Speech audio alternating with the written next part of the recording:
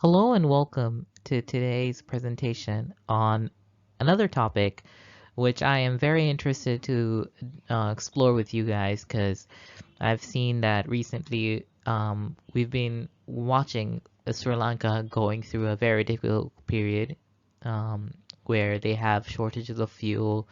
They've got people standing in queues for hours and days, and they've kind of defaulted on their foreign payments due to lack of foreign reserves. So we kind of are seeing a fragility in South Asian economies, and I'm going to target Bangladesh today for my analysis because it's kind of worrying. The public have recently started to worry whether this is going to be the next Sri Lanka. So we're going to talk about this today. Now, recently what happened was yesterday or Saturday, um, the prices of diesel and kerosene have been increased by the government by 42.5% overnight to Taka 114 per liter. Petrol prices jumped 51.16% to 130, and octane increased by a similar level of around 51.68%. Now, these are prices per liter. If you know that like fuel prices affect everything, they affect transportation costs for consumers, people who go to their jobs, people who go to school. They also affect the transportation costs for businesses, such as delivering goods or raw materials from one site to the other. So the fuel price, the increase is going to send a shockwave throughout the economy. All right, it's going to affect every single one. And the level with which it has increased, it hasn't happened like through kind of like phases of slowly increasing through weeks or months. It's like a sudden shock. It's like, okay, tomorrow, boom, like your traveling costs have doubled. So there are a lot of people who need to go to work tomorrow morning, right? And they're going to be asking the question that the same job that's going to, like, my salary is not going to double overnight. So if my salary is not going to double overnight, how am I going to recover the traveling costs? So that's the thing that is really worrying people. Okay. We also have another situation where there is a foreign currency depreciation of BDT by uh, roughly 10%, but it could be more than that. It was stable around, say, 84, 85 over the last few years, and it has increased to around 106 in the recent last 1 or 2 months. I'm talking about 106 when it comes to, like, say, the commercial bank rates, not the official published rates by the central bank. So we're making a distinction here. Okay, so now let's talk about what's causing this. Okay, so look, it's not the country's fault. It's just how oil is priced right now. Since the war began in Russia, Ukraine, there has been like it's like accumulation of a lot of bad news, right? So if you've got Venezuela, you've got like Iran. These are like two of the largest oil reserves in the world, proven oil reserves, and they've been sanctioned. So sanctioned means their oils cannot be like sold to other countries, right? So when you've got a lot of the suppliers that are, sanctioned, artificially moved out of the market, right?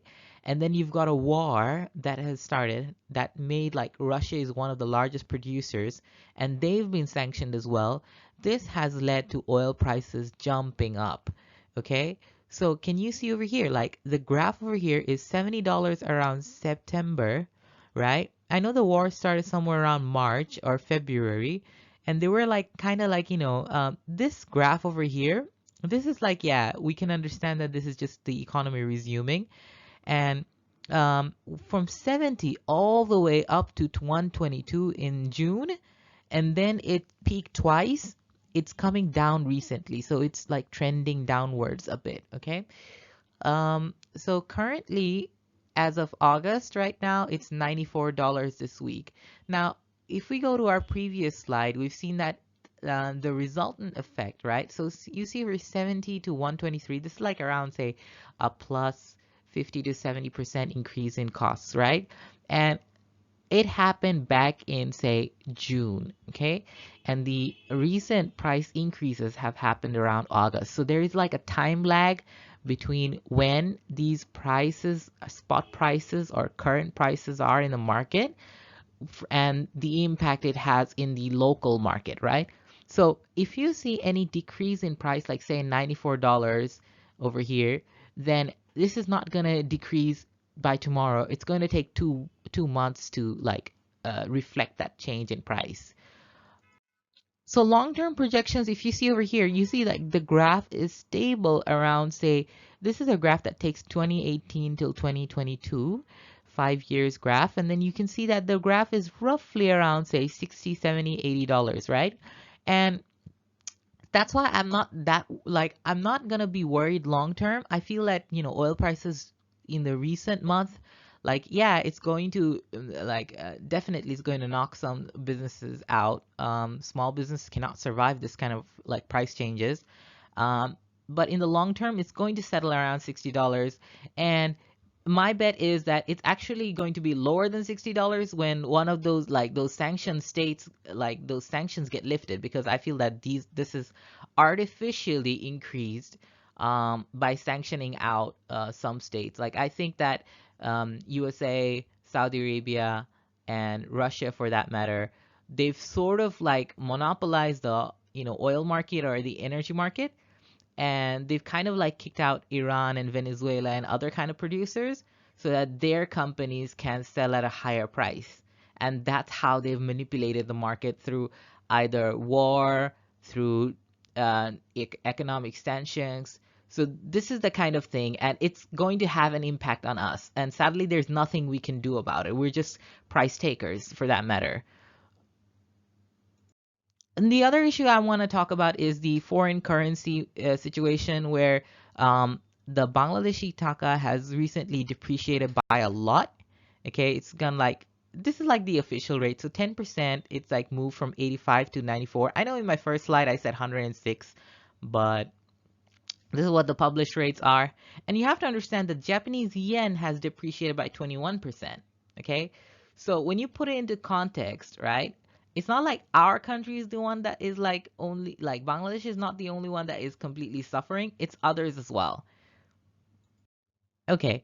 So when it comes to like, I want to look at a few other currencies here that I want to look at. Okay, so the first currency that I picked out was the Turkish lira.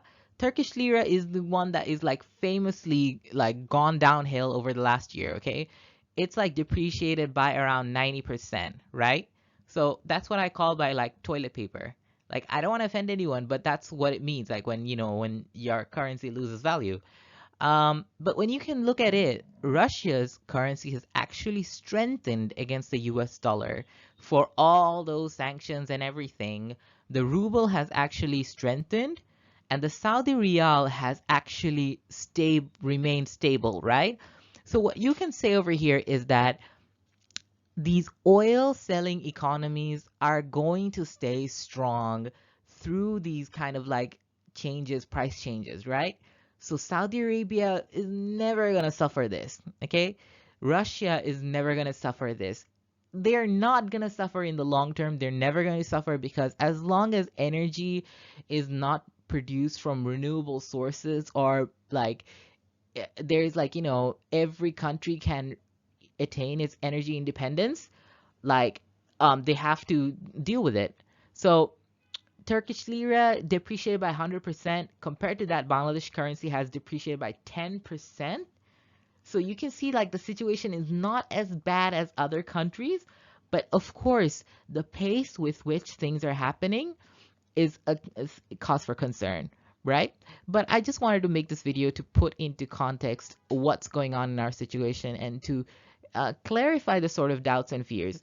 So my long-term projections is that once the war settles down, I hope it does, and because the European countries are going to go into winter, then Europe cannot survive oil prices or energy prices being this high as well. Okay, so for that reason, it's definitely going to be brought down.